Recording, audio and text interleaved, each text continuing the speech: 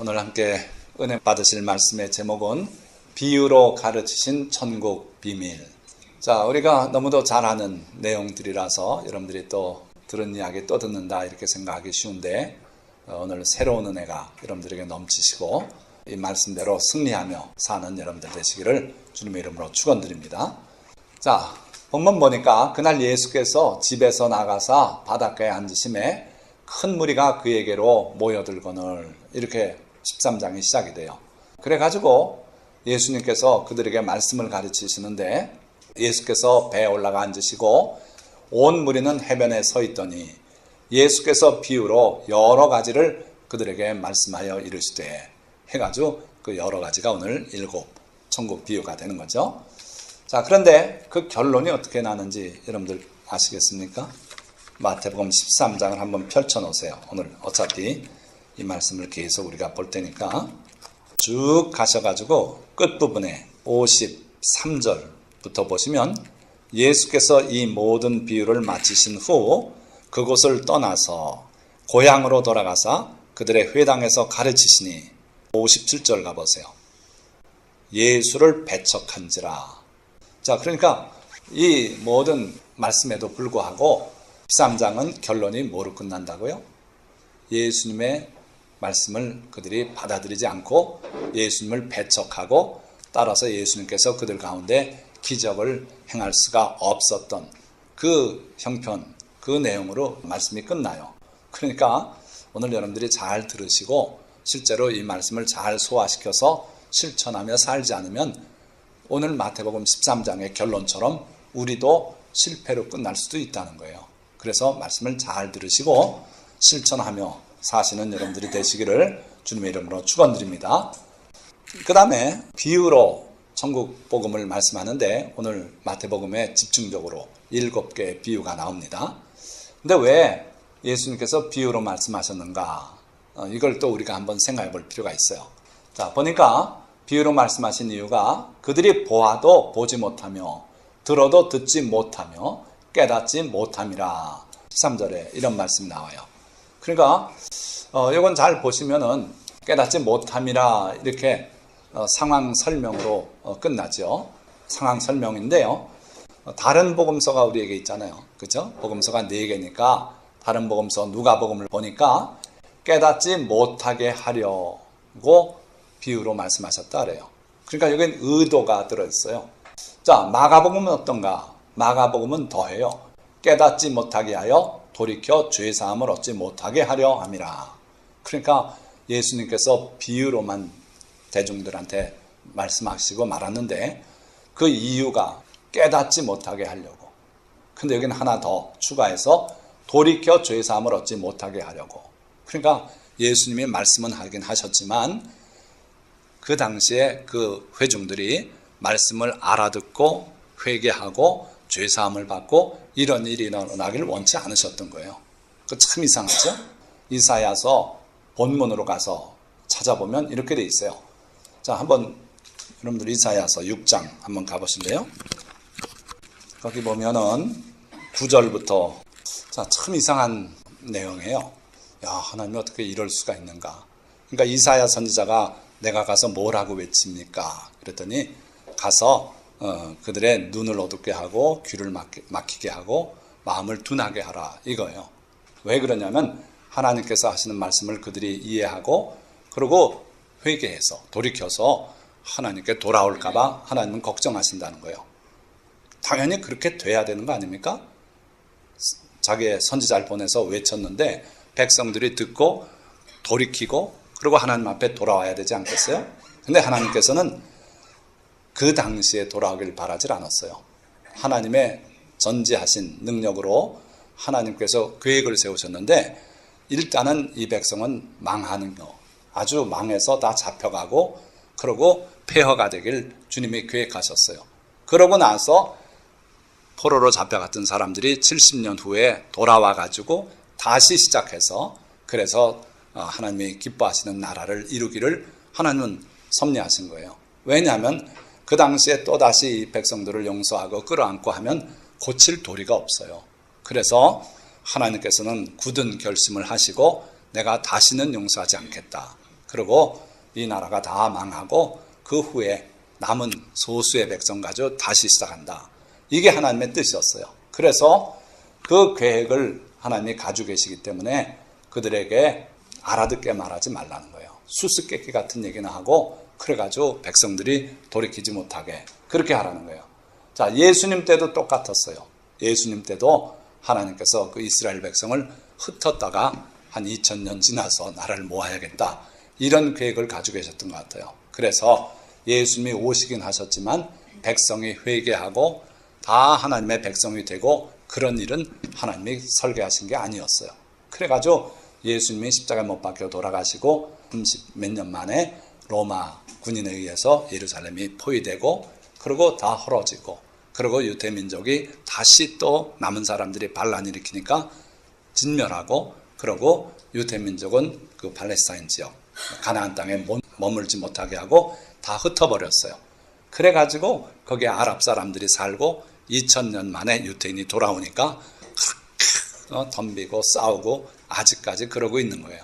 그러니까 하나님의 섭리가 두려운 섭리가 그들 가운데 있었어요. 그래서 하나님은 말씀은 하시지만 그들이 알아듣기를 원치 않으셨던 거고 예수님 당시에도 예수님께서 말씀은 하시지만 비유로 말씀해서 그 천국 비밀이 그들에게는 이해되지 못하게 그러나 우리에게 오늘 이해가 되도록 주님께서 허락하신 거죠. 자, 어쨌든 주님은 7개 비유를 우리에게 베풀어 주셨는데 첫째는 4가지 땅에 뿌려진 씨 너무도 잘 아는 비유 아닙니까? 씨 뿌리는 자가 나가서 뿌렸는데 더러는 길가에 더러는 돌밭에 더러는 가시덩굴에 더러는 옥토에 떨어져서 결국은 그 앞에 3 종류는 열매를 못 맺고 옥토에 뿌려진 씨만이 열매를 맺었다. 그런 비유죠. 또 곡식밭에 덧뿌려진 가라지라든지 뭐 이런 비유들이 지금 7개가 오늘 우리가 빨리빨리 살펴보고 함께 은혜를 나누려고 그러는 거예요. 자, 첫 번째 4가지 땅에 뿌려진 씨에 대한 비유죠. 씨 뿌리는 자의 비유라고도 흔히 부르는 그런 비유예요. 자, 이 비유에는 말씀에 대한 반응과 그 결과가 어떠한지를 주님이 잘 보여주고 계세요. 자, 그런데 이 비유 속에서 우리가 꼭 배워야 될 내용은 우리가 극복해야 할 장애물들이 여기 5가지인가 등장해요. 그래서 이 5가지 장애를 어떻게 극복해야 하는지 이걸 여러분들이 배우셔야 돼요. 자, 말씀은 이렇게 시작되죠. 씨를 뿌리는 자가 뿌리러 나가서 뿌릴새 더러는 길가에 떨어짐에 새들이 와서 먹어버렸고 이런 꼴이에요. 길가에 떨어진 거는 아주 대번에 기가 막히게 와서 쪼아 먹고 가죠. 주님이 설명한 내용이에요. 자, 말씀을 듣고 깨닫지 못할 때에는 마귀가 와서 사탄이 와서 악한 자가 와서 그 말씀을 쪼아 먹어버린다. 빼앗아 간다. 바로 이게 그걸 말한다 그러셨어요. 그래서 우리가 4개 복음서를 가지고 있어서 여러분들이 항상 이렇게 비교 연구할 필요가 있어요. 마태복음은 악한 자가 와서 말씀을 빼앗느니라 이렇게 말씀했고 마가복음에는 사탄이 와서 이렇게 말했고 누가복음은 마귀가 와서 이랬어요. 왜 이렇게 각기 달리 표현했는가? 마귀의 호칭이 이렇게 다양하다는 걸 보여주고 있는 거예요. 그래서 요한계시록엔 더 다양하게 표현하죠. 마귀, 사탄, 곧 옛뱀이라고도 하고 용이라고도 하는 그 자 이렇게 말씀하고 있어요. 그래서 사탄은 우리가 구체적으로 형체를 보질 못해서 그렇지 우리 인간 생활에 항상 개입하고 작용하는 요소인데 그게 사탄이라고도 흔히 부르고 마귀라고도 하고 귀신이라고도 하고 악한 자라고도 하고 이렇게 부른다 이거예요. 자, 여기서 여러분들이 넘어야 될 장애가 뭡니까? 이 씨 뿌리는 비유에서 5가지 장애물을 알아야 된다 그랬는데 자, 말씀을 첫째는 귀담아 안 듣는 거예요. 그러면 그 말씀이 우리 마음에 떨어질 수도 없죠. 그게 첫째 장애예요. 설교하는데 졸고 자다가 깨보면 그 순간 지나간 말씀은 놓쳐버리는 거예요. 마귀한테 뺏기는 거나 마찬가지다 이거예요. 자, 들었는데 그 말씀을 깊이 깨닫지 못하고 그냥 무심코 들었어요. 그걸 묵상을 안 해봤어요. 깊이 생각을 안 해봤어요. 그러면 그 말씀은 또 뺏긴다 이거예요. 그래서 여러분들이 설교를 듣든지 또는 성경을 읽든지 말씀을 놓고 그냥 슬슬 읽어가는 걸로 때우지 마시고 반드시 깊이 생각하고 깨우치는 데까지 들어가야 된다 이거예요. 그래야 열매를 맺을 수 있다 하는 겁니다. 자, 두 번째 유형. 덜어는 흙이 얕은 돌밭에 떨어짐에 흙이 깊지 아니하므로 곧 싹이 나오나 해가 돋은 후에 타서 뿌리가 없으므로 말랐고, 이 탔다는 건 장렬한다는 거예요. 태양이 이글거리고 팔레스타인 지방에 영상 50도까지 올라가는 그 뜨거운 더위를 말합니다. 그래서 해가 돋은 후에 그 뜨거운 더위에 뿌리가 없어서 말랐다 그랬어요. 자, 이거는요 좀 특이한 경우인데, 포도원인데 돌밭에 포도원이에요. 이게 됩니까? 잘 된답니다. 이 돌을 사실은 풀나지 말라고 위에 이렇게 돌더미가 있는 셈이고, 그걸 해치고 흙까지 도달해서 거기다 포도나무를 심어 놓으면 잡풀 제거해 줄 필요도 없고요, 농약 뿌릴 필요도 없고, 그렇게 포도가 잘 된대요. 그래서 이 돌밭 같은데 일군 포도원들이 꽤 있어요. 자, 그런데 이 정도는 아니라도 돌이 많은 또는 반석 위에 흙이 조금 있는 거기에 씨가 떨어졌으면 그 씨는 흙이 깊지 않으니까 깊은 흙 속에 묻히면 나오기 힘든데 오히려 얕은 흙에 있으니까 빨리 나와요. 그런데 태양이 비치니까 너무 뜨거운 날씨에 결국 뿌리가 없어서 말라버리더라. 뿌리를 깊이 못 내리기 때문에 말라버리는 그런 운명을 맞이한다. 자, 이건 뭘 의미합니까? 예수님께서 해설해 주실 때 이 경우는 말씀을 기쁨으로 받는 자다. 기쁨으로 받았는데 환난이나 박해가 일어날 때 말씀을 버리고 그러고 실패하는 자라고 설명해 주셨어요.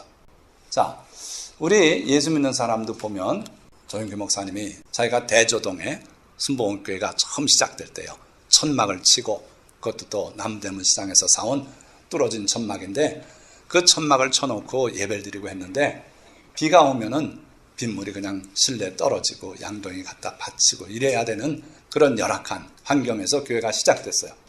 성도는 아무도 없고 사각의장 놓고 빈 상자, 그런 환경이었는데 조영기 목사님이 혼자서 설교를 해요. 그런데 나가서 이제 또 전도하고 해서 할머니를 한번 처음으로 성도로 받아들였답니다. 근데 그 할머니가 어느 날 안 나타나시더래요. 그래서 어떻게 됐나 그래서 걱정이 돼서 댁을 신방을 갔더니 할머니가 인상이 안 좋고 시무룩해가지고 할머니 왜 교회 안 나오셨어요? 그랬더니 하나님이 계시면 내 병아리가 왜 죽냐고. 병아리 몇 마리 지금 길러서 닭 되면 잡아먹으려고 할머니가 병아리를 살아놓고 있는데 그 중에 한두 마리가 죽었나 봐요. 그러니까 목사님 설교 들어보니 하나님이 복 주신다 그랬는데 내 병아리가 왜 죽습니까? 그러고선 그것 때문에 시험에 들어서 교회 안 나갈랍니다. 이렇게 됐어요. 그 다음에 그분이 어떻게 됐는지 모르겠는데, 자, 그런 유형이에요.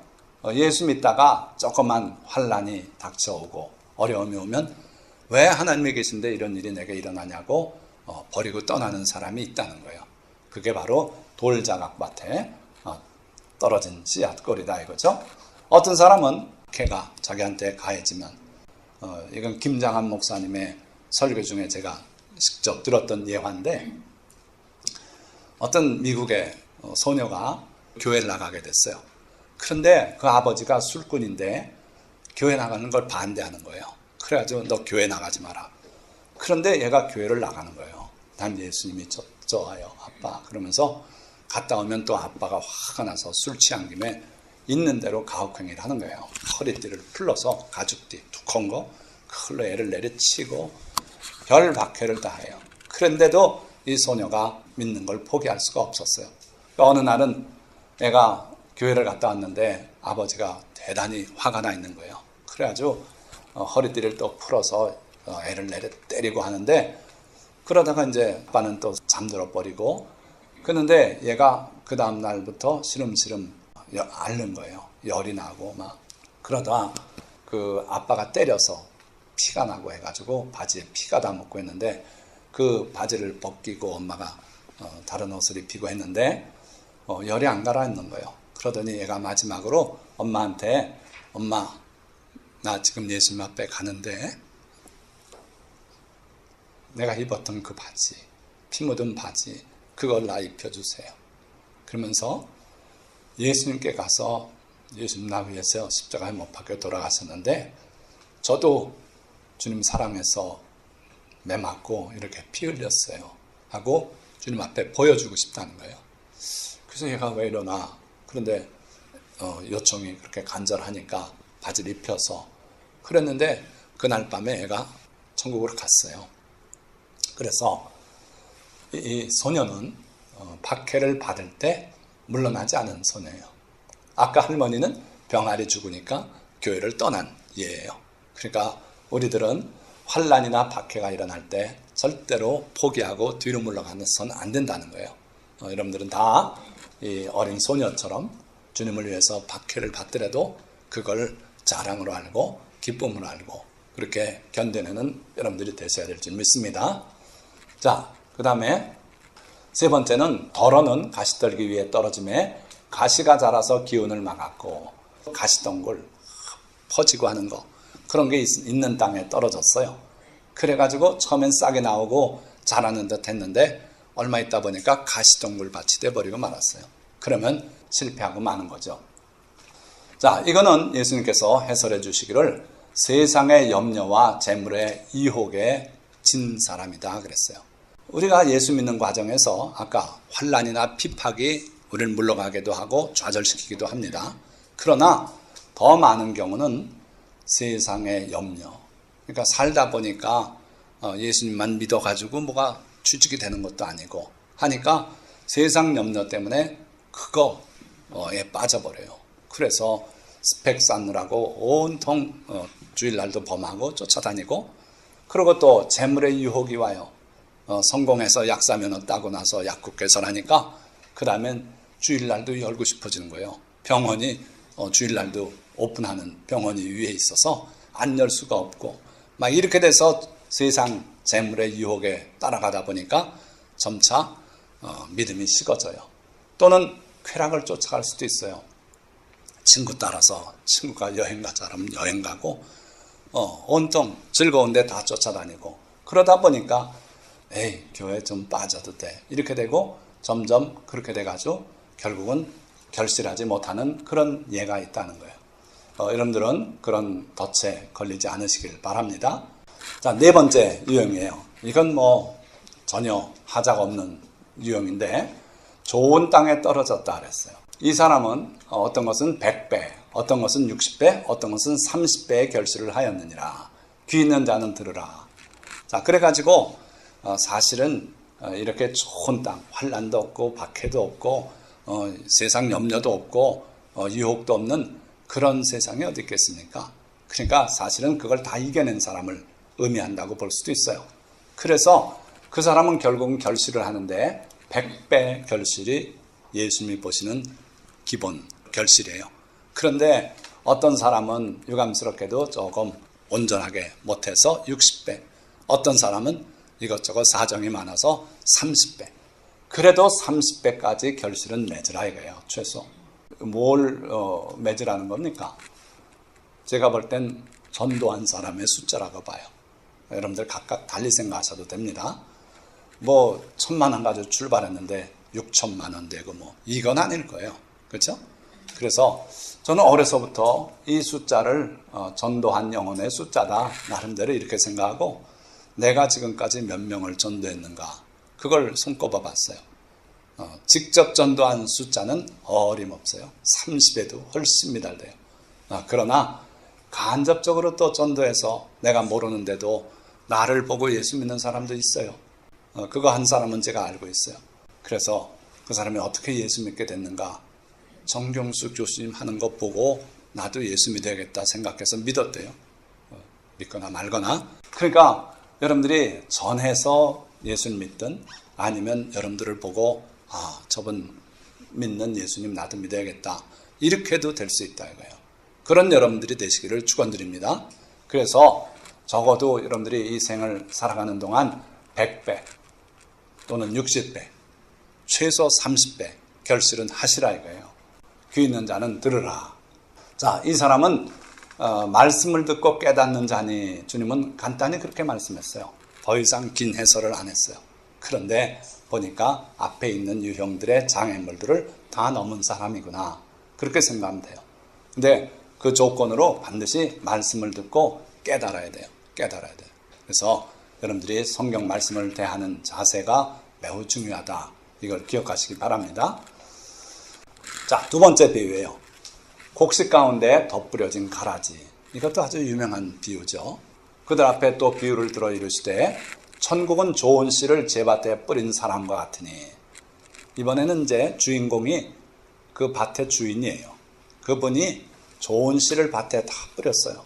자, 그런데 사람들이 잘 때에 그 원수가 와서 곡식 가운데 가라지를 덧뿌리고 갔더니, 원수는 사탄이죠. 마귀입니다. 사탄이 이런 짓을 꼭 해요.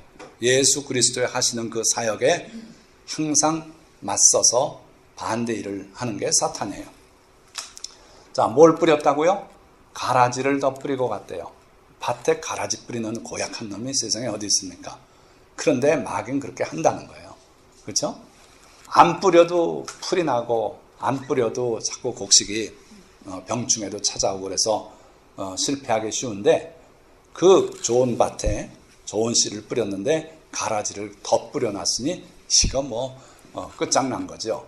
자, 그래서 싹이 나고 결실할 때에 가라지도 보이거늘 잘하는데 와서 보니까 이런 가라지가 막 섞여 있는 거예요. 섞여 있어도 보통으로 많은 게 아니에요. 반반이다시피 그런 꼴이 된 거예요. 이 교훈은 어떻든 교회 안팎에 지옥 권세가 있다는 걸 주님은 말씀하는데, 예수님께서 제자들에게 물으셨죠. 사람들이 나를 누구라고 생각하더냐? 엘리야라고도 합니다. 세례 요한이 살아났다고도 합니다. 너희는 나를 누구라 하냐? 그러니까 아무 소리 안 하고 있을 때 베드로가 답하잖아요. 주는 그리스도시요 살아계신 하나님의 아들이십니다. 그랬더니 예수님께서 칭찬하시면서 바요나 시몬아, 이것을 내게 알게 하는 사람 혈통도 아니고 하나님 아버지시다. 하나님께서 내게 알게 하신 것이다. 그러시면서 이 기초 위에 내가 내 교회를 세우리니 지옥 권세가 이기지 못하리라. 분명히 그렇게 말씀했어요. 그래서 교회의 신앙의 토대는 뭐라고요? 예수 그리스도가 살아계신 하나님의 아들이신 거, 그리고 그리스도이신 거, 우리를 위해서 이 땅에 오시려고 우리 죄 문제를 해결하신 분이다 이거예요. 그게 교회의 기초예요. 그런데 그 교회를 세우시겠다고 말씀하면서 더불어 말씀한 게 지옥 권세가 이기지 못할 것이다. 그러니까 예수님께서 교회를 세우면 지옥 권세가 들이덤빌 거라는 거예요. 그래가지고 교회를 파멸시키려고 애쓸 것이다 이거예요. 그러나 지옥 권세가 이기지 못할 것이라고 주님이 분명히 말씀했어요. 자, 그걸 여러분들이 염두에 두고 이 말씀을 보면 자기 밭이 바로 교회라고 볼 수 있어요. 물론 예수님이 해설할 때는 세상이라고 표현을 하십니다. 그러니까 교회 안뿐 아니라 교회 바깥까지를 포함해서 거기에 가라지를 뿌렸다 이거예요. 악한 사상, 그릇된 생각, 교훈들, 이걸 잔뜩 뿌렸다는 거예요. 여기에 지금 씨는 계속해서 예수님께서 말씀이라고 말해요. 천국 복음. 이게 참 복음이 있는가 하면 가라지 씨, 거짓 복음, 이런 것들이 많이 있다는 거예요. 자, 그래서 종들이 말하되 그러면 우리가 가서 이것을 뽑기를 원하시나이까? 그랬더니 주인이 이르되 가만두라. 가라지를 뽑다가 곡식까지 뽑을까 염려하노라. 차라리 나중에 추수 때까지 함께 자라게 두라. 추수 때에 내가 추수꾼들에게 말하기를 가라지는 먼저 거두어 불사르게 단으로 묶고 곡식은 모아 내 곡간에 넣으라 하리라. 이게 주님의 뜻이에요. 아까 그 이사야 선지자를 통해서 하신 말씀도 보니까 하나님의 큰 섭리가 있어요. 그래서 지금 말고 내버려둬라. 언제까지요? 하나님 도대체 언제까지 이 백성을 이렇게 타락한 상황 속에 버려두시겠습니까? 그러니까 다 황폐하고 다 잡혀가고 남은 자가 몇이 안 남을 때 그때까지 그렇게 될 것이다. 그러고 나서는 하나님께서 성령으로 역사하셔서 그들을 변화시키고 구원에 이르게 하시겠다는 거예요. 자, 여기서 가라지가 언제까지 자라게 둔다고요? 추수 때까지. 추수 때가 언제냐? 세상 끝이라고 주님이 해설해 주셨어요. 그러니까 아무리 우리가 노력하고 애써도요, 이단이 교회 안팎에 판치게 돼 있어요. 신천지 가지고 너무 신경 쓰지 마십시오. 신천지 전에는 통일교가 있었어요.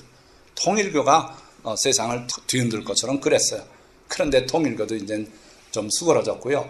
신천지가 막 그러니까 대한민국 교회는 다 신천지께 되는 줄 착각하는데 아니에요.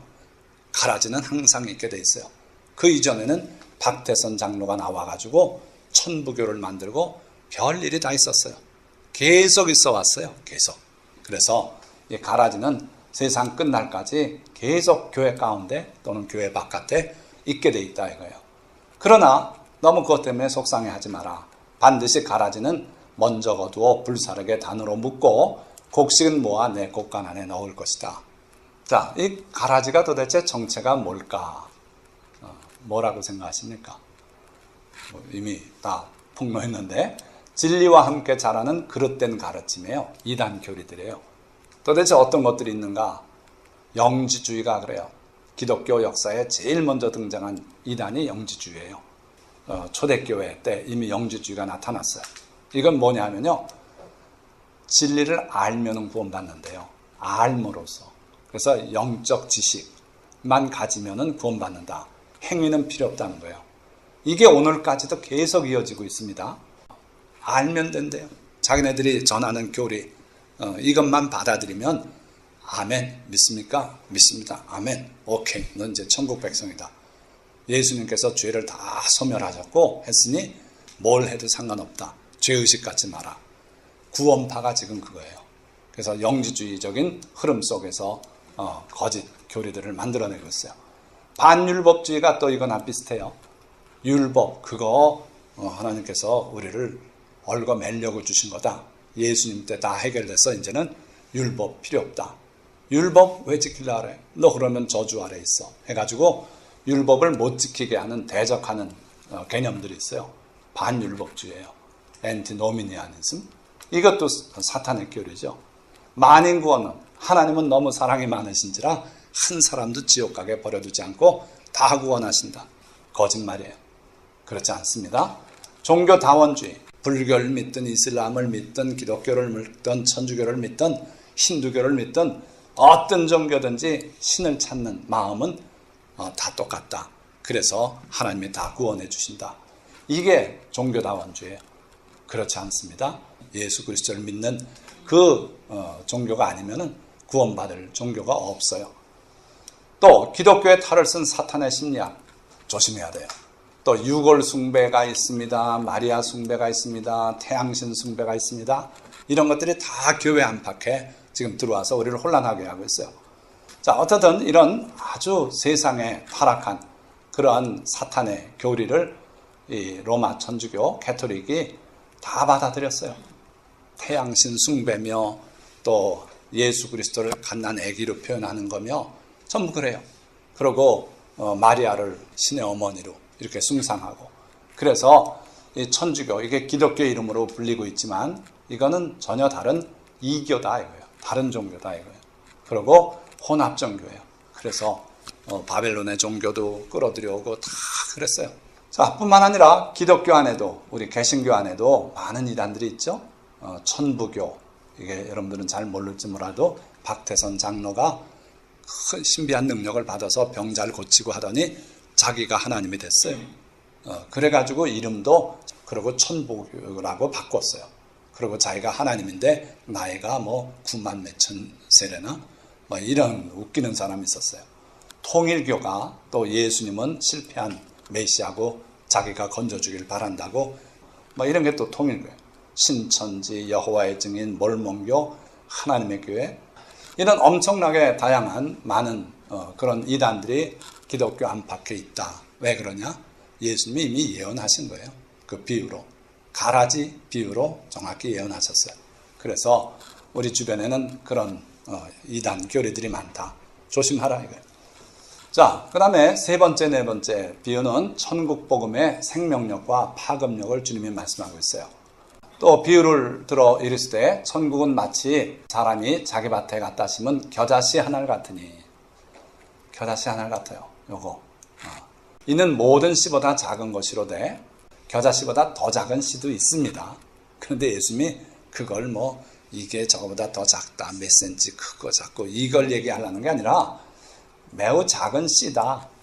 그런데 자란 후에는 풀보다 커서 나무가 되매 이것도 뭐 초본이 목본으로 변화된다 이런 건 아니에요.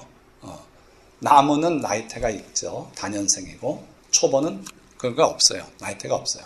그런데 나무처럼 커진다 그런 얘기예요. 일반 풀보다는 커져요. 얼마까지 커지냐면 어떤 것들은 3m까지 자란대요. 이게 그래서 크게 자란 겨자나무의 예예요. 자, 그래서 풀보다 커서 나무가 되매 공중의 새들이 와서 그 가지에 깃들이느니라. 여기에 새들까지 들어와서 둥지를 틀고 그런 일이 벌어진다 이거예요. 새는 마귀라고 해석이 가능한 그런 존재예요. 근데 여기서는 반대입니다. 이 겨자나무를 교회라고 비유한다면 교회는 시작이 미약하지만 점점 커져서 그러고 나중에는 어디 쉴 데 없는 그런 지친 영혼들 이들이 와서 자리 잡고 안식을 얻고 평안을 얻고 주님의 은혜 가운데서 자리 잡게 된다. 그런 비유예요 이게. 자, 시편 보세요. 만군의 여호와여 주의 장막이 어찌 그리 사랑스러운지요. 내 영혼이 여호와의 궁정을 사모하여 쇠약하며 내 마음과 육체가 살아계시는 하나님께 부르짖나이다. 하나님의 성소를 지극히 사랑하는 사람의 시예요. 그래서 자기는 하나님의 궁정, 즉 성전을 사모해서 쇠약할 지경이에요. 너무 하나님의 성전이 보고 싶고 나가고 싶고 이래가지고 쇠약하다. 그러면서 뭐라고 말했냐면 나의 왕 나의 하나님 만군의 여호와여 주의 제단에서 참새도 제 집을 얻고 제비도 새끼들 보금자리를 얻었나이다. 주의 집에 사는 자들은 복이 있나니 그들이 항상 주를 찬송하리이다. 보세요. 어디 여기 참새가 마귀로 보입니까? 여기 제비가 사탄으로 보입니까? 아니죠. 하나님의 성전 제단에 거기에 이 새들도 와서 깃들이고 자리를 얻습니다. 저와 같은 보잘것없는 사람도 주님의 성전을 사모하는 마음으로 제가 쇠할 정도입니다 하면서 하나님을 사랑하는 마음을 이렇게 표현했어요.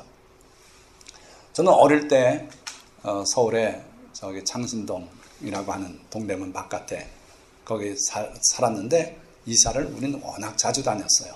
그런데 어느 집에 사는 그 짧은 기간이었는데 바로 앞에 교회가 있었어요. 충신교회라고. 그 교회 건물이 석조 건물로 예배당이 지어져 있었어요. 근데 제가 창문을 열고 딱 내다보면 그 건물이 딱 보여요. 바로 길 하나 사이였거든요. 그런데 신기한 건 그 석조 건물 틈에서 새가 나와요. 하고 참새가 거기에 살더라고요.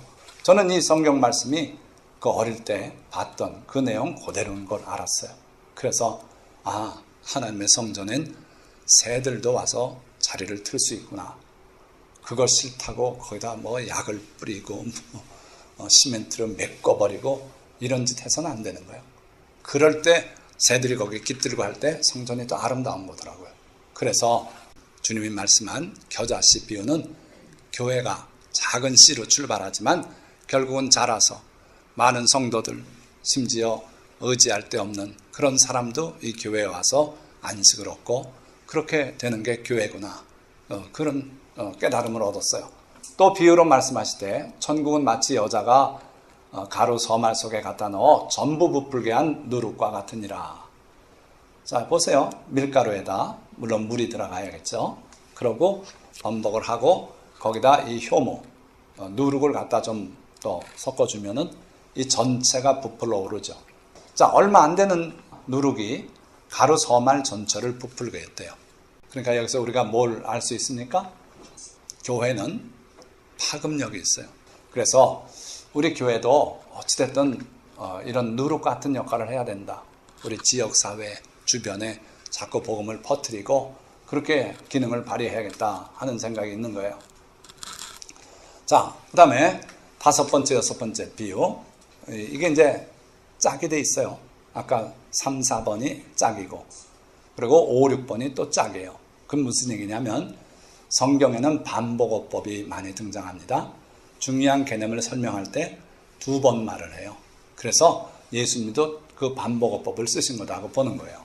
자, 여기서 뭘 가르치시려고 그러냐면 천국을 대하는 성도의 마땅한 자세를 주님이 말씀하시고자 하는 거예요.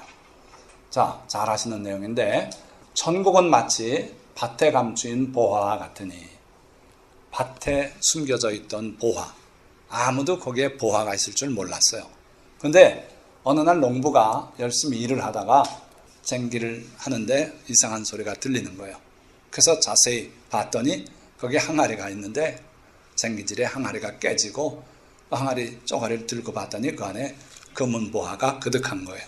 그래가지고 그걸 발견한 이 농부가 숨겨두고 기뻐하며 돌아가서 자기의 소유를 다 팔아 그 밭을 사느니라.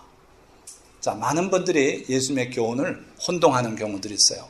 어느 날 젊은 부자 관원이 예수님께 달려나와서 제가 무엇을 해야 영생을 얻겠습니까? 그때 예수님께서 계명에 뭐라고 말했느냐 해가지고 결국 그 계명대로 살아라. 그러면 영생을 얻겠다. 그러시면서 하나 네게 부족한 것이 있다면 내 소유를 다 팔아서 가난한 자들에게 나눠주고 그러고 나를 쫓아오너라. 그렇게 말씀하신 적이 있어요. 그랬더니 그 부자 청년이 근심하면서 떠나갔다 그랬어요. 그래서 예수님을 따르려면 있는 자기 소유를 다 팔아서 나눠주고 따라야 된다. 그런데 그 계명은 사실은 그 부자 청년에게 주님이 도전적으로 하신 거예요. 그 사람은 재물에 매여 사는 사람이었기 때문에 그래요. 근데 일반적으로는 모든 걸 다 팔아서 다 나눠주고 예수님을 따라야만 예수님의 제자가 되냐? 그러면 여기 여러분들 다 일찍 집에 가세요. 제자 되기 틀렸죠. 그런데 예수님은 모든 사람 보고 다 팔아서 나눠주라는 뜻은 아니었어요. 그러니까 예수님을 섬기던 많은 여제자들이 있었는데 그분들은 재산가였어요. 그래서 예수님과 그 제자와 그 일행들 수십 명이 같이 동거동락 같이 식사하고 하는데 그 비용을 다 그 여성들이 감당했어요. 다 팔아 나눠줬으면 같이 굶고 다녀야 돼요. 그렇죠? 그런데 주님이 그렇게 말씀하신 건 아니다 이거예요. 자, 여기서도 보니까 다 팔아서 나눠주고 빈털터리로 천국 소유하고 그런 것이 아니라 이거예요. 왜 아닙니까? 자기 소유를 다 팔아서 나눠줬습니까? 그게 아니라 그 밭을 사느니라 그랬어요. 자, 여러분들이 2억짜리 땅을 사기 위해서 있는 거 다 팔고 돈도 좀 꾸고 해서 2억짜리 밭을 샀어요. 거지 됐습니까? 아니죠. 2억짜리 땅이 있습니다. 거기다가 플러스 뭐가 있습니까? 그 밭에 감추인 보화가 내게 된 거예요. 그 밭이 내게 됐기 때문에. 만약 이 땅을 안 사고 가서 밤에 땅을 파고 그 금은 보화만 들고 나왔으면 뭐가 됩니까? 도둑이 되는 거예요. 그런데 밭을 산 이상 내 밭에 있는 묻혀있는 보화니까 내 거예요. 그러니까 참 지혜로운 사람이에요. 자, 어찌됐든 이 사람은 자기의 소유를 다 팔아가지고 그 밭을 사는 과감함을 여기 보여주고 있어요. 이게 바로 복음을 대하는 우리의 자세가 그래야겠다 하는 거예요. 그래서 여러분들의 삶을 다 걸고도 이걸 할 필요가 있다 이거예요. 자, 똑같은 비유입니다. 사실은 주님의 반복어법으로 또 천국은 마치 좋은 진주를 구하는 장사와 같으니 똑같은 맥락이에요. 극히 값진 진주 하나를 발견하며 두 경우가 다 발견하는 게 꼭 전제가 돼요. 말씀을 깨닫는 거예요. 발견하는 거예요. 새롭게 찾아낸 거예요. 그렇게 하고 자기의 소유를 다 팔아서 자기의 삶을 거기 투자하는 거예요.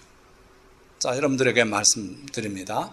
여러분들이 지금 나이에라도 진짜 천국의 소중함을 발견했으면 천국을 위해서 내가 살아야겠다는 결심을 할 필요가 있고, 그리고 여러분들의 그동안의 계획을 다 수정하고 여기에 초점을 맞춰서 변경할 필요도 있다 이거예요. 그랬을 때 그럼 나는 다 내 삶은 버리고 끝장났냐? 그렇지 않다 이거예요. 그 밭은 여전히 자기 거고, 그리고 그 가운데 소중한 보화는 또 내게 되는 거예요. 버리면은 그걸 잃어버릴 수도 있어요. 그래서 여러분들이 천국을 위해서 정말 그 소중한 가치를 발견했다면 그러면 다 팔아서 그 진주를 살 필요가 있다 이거예요. 자, 7번째 비유입니다. 물고기를 모으는 그물이에요. 마지막 비유. 자, 여기에는 심판과 갈라냄의 원리가 소개되고 있어요. 이게 전혀 새로운 건 아닙니다. 예수님께서 곳곳에서 지금 씨 뿌리는 비유도 결국 말씀에 대한 반응에 따라서 달라지는 걸 보여주고 계시죠. 또 가라지 비유도 거기 보니까 가라지는 마지막에 모아서 불에 태운다 그랬죠. 곡식은 창고에 들인다 그랬어요. 갈라냄이 있어요.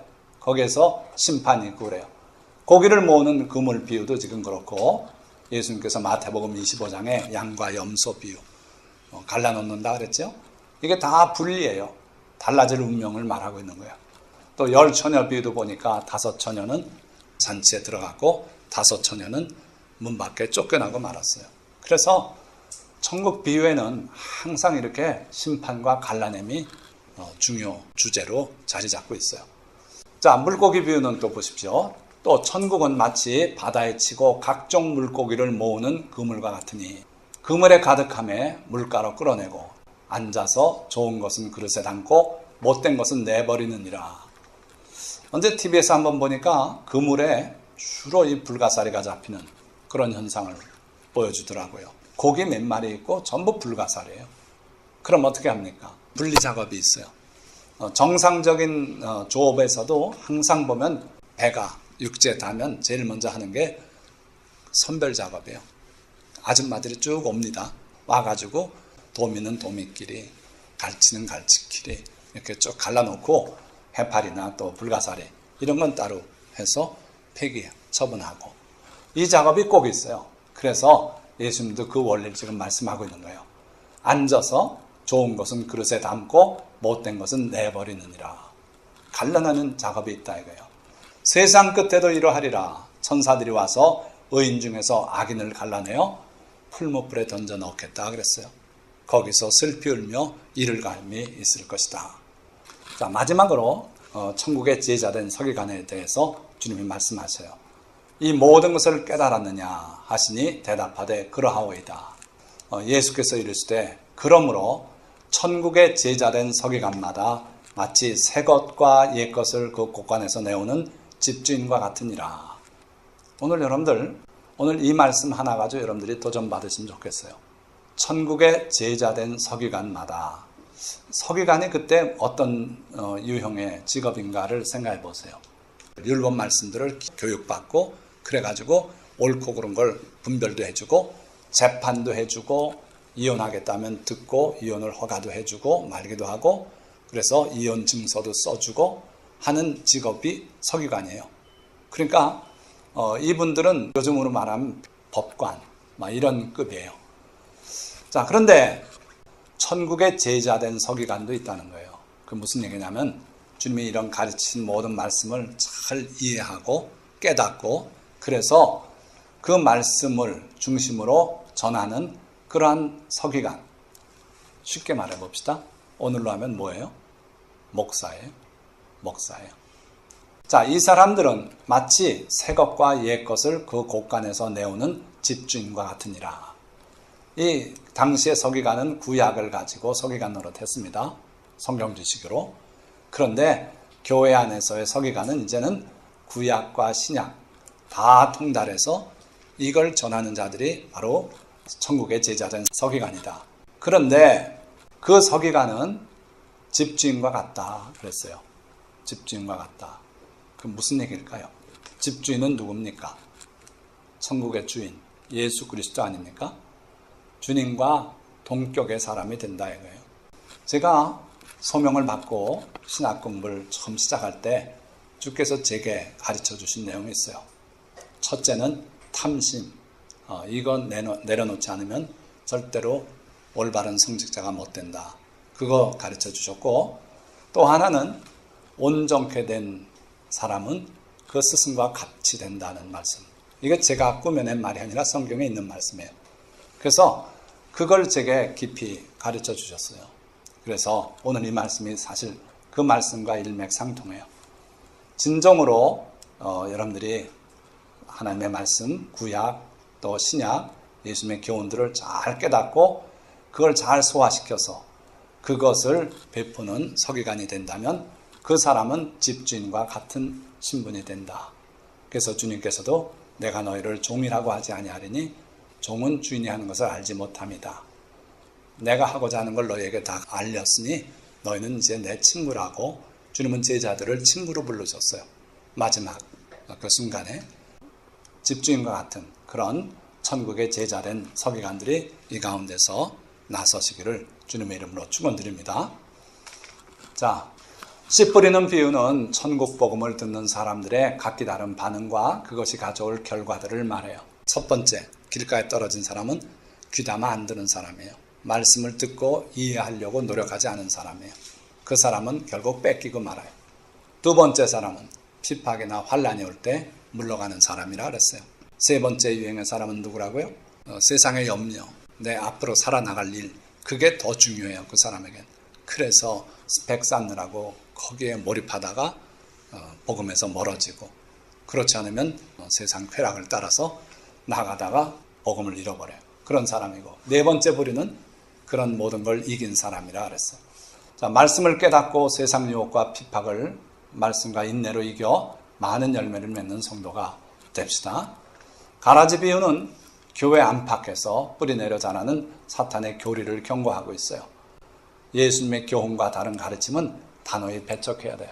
누가 뭐라고 말하든 예수님이 말씀한 교훈 그대로 우리가 믿어야 된다 이거예요. 겨자씨와 누룩 비유는 천국 복음의 생명력과 파급력을 말해요. 시작이 작고 미약하며 더디 자라는 듯해도 참 복음은 겨자나무처럼 자랄 것이며 전파되어 나갈 것입니다. 반드시 그렇게 될 줄 믿습니다. 자, 밭에 감추인 보화와 극히 귀한 진주 비유는 천국의 가치와 천국을 발견한 사람이 마땅히 치러야 할 대가가 무엇인지를 가르치고 있어요. 모든 것들이라 그랬어요. 자기의 모든 걸 다 팔아서. 그러니까 천국처럼 소중한 것이 없다 이거예요. 그거에 올인해야 된다. 그렇지 않고 한 3분의 1 신앙생활에 쓰고 3분의 2는 내 자신을 위해서 쓰고 이래가지고는 천국을 소유할 수 없다 이거죠. 천국은 나의 모든 것을 팔아서 사야 할 세상의 그 어떤 것보다 값진 것이에요.